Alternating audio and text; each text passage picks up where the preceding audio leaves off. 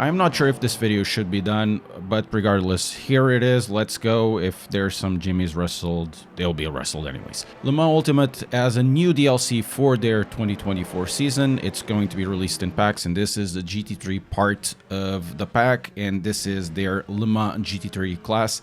It's popped differently from the other GT3 classes, and they will be slower. So if you find the game is slower for some reason, this is the reason.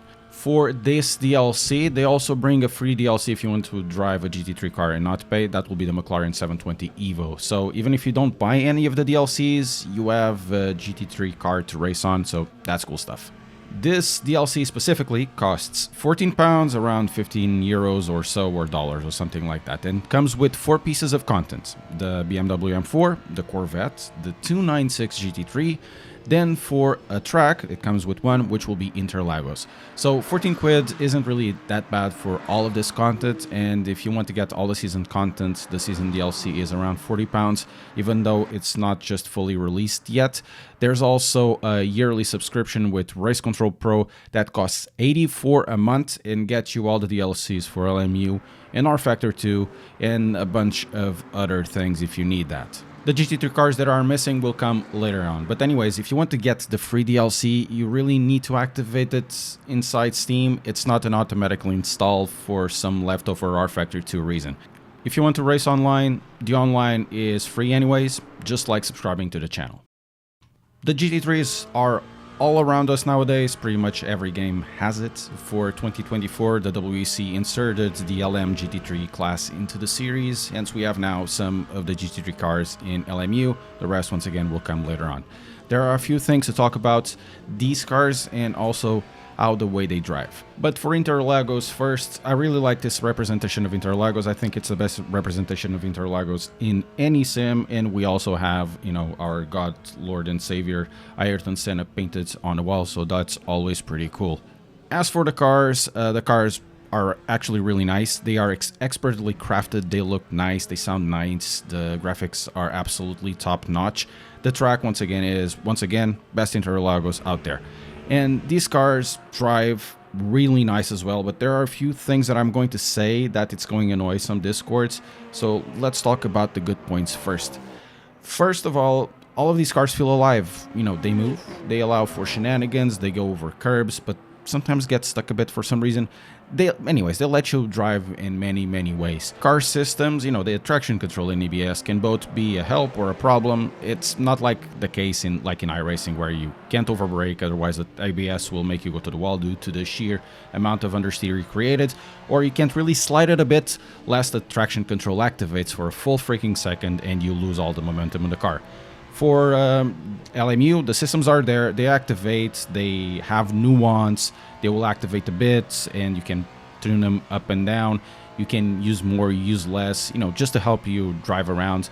Less is better, but there isn't that thing of not touching the sensitive parts of the car and drive a specific train line, otherwise you're done, like it happens in the other sim.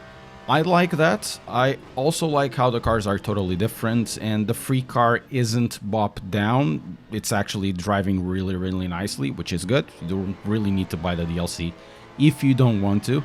They have more or less the same performance, but some cars do something better than others. For example, the M4 is really stable, but a bit, you know, it kind of feels difficult to turn in.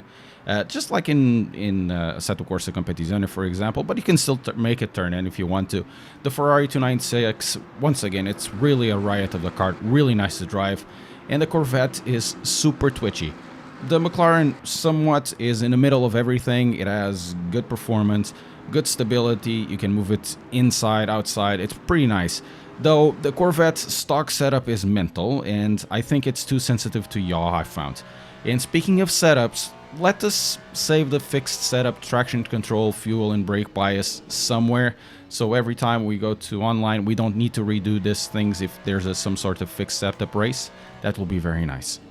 In the sound department, these cars sound raw and inviting. There's lots of other sounds besides the superb engine note. You have stuff like the gearbox coming in, going up and going down. You have the brakes squirming, there's gravel, rumble strips and all of that.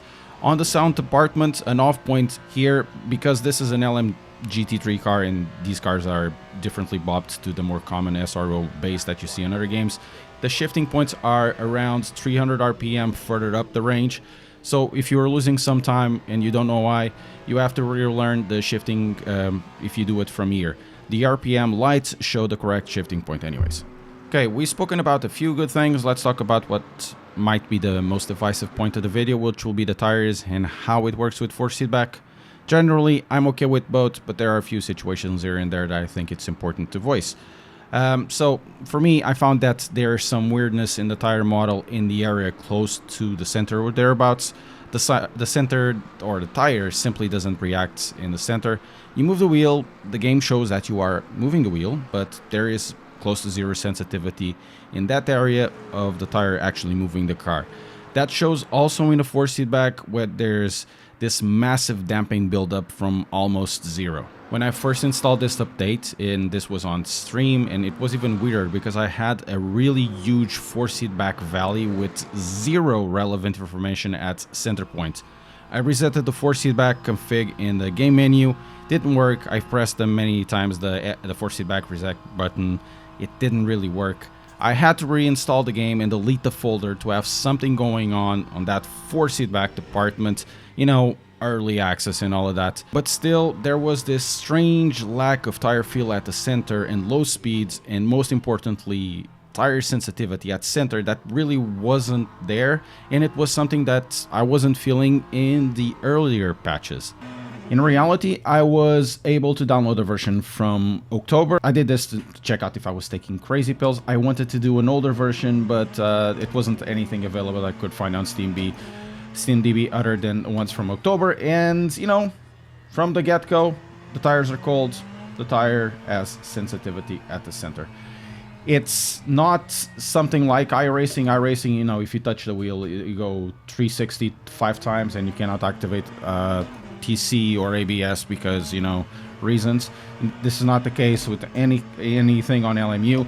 It's just the steering at dead center on dead 10-15 degrees is completely dead on the new version, no matter if it's the new cars or if it's still the GTEs.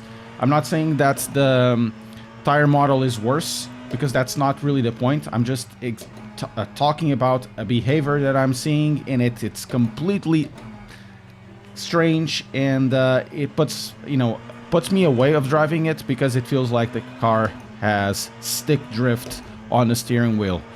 I'm using the same steering wheel as before. On this version, I can drive the car, you know, I can point it from center. You know, sometimes you just need to do those small little changes on the steering wheel. New tire model doesn't seem to be able to do that. Maybe it's something wrong with it. Maybe it's perfect.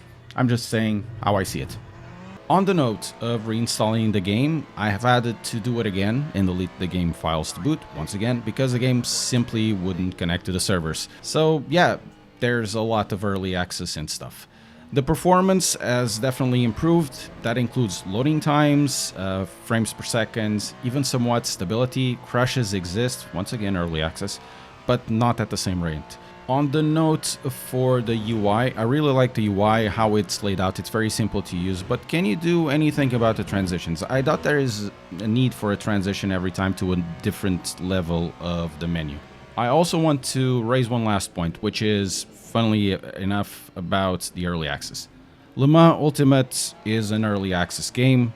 It's almost feature complete, but early access. It's close to content complete, but early accesses. It just needs a DLC. So everything I have mentioned as an issue can eventually be resolved or fixed, and we can say that they have these issues because it's early access, and that's what early access is all about. However, and I might be the only one feeling this, I'm finding incredibly difficult to accept the modern way to price titles or the modern way to launch games. I don't mind paying for early access or DLCs, and I've done once again for this one, or even for live services, but it's becoming increasingly harder for me to accept something along the lines of game is early access, stuff is broken, but pay up full price for content or live services that may not work reliably when you paid for them now.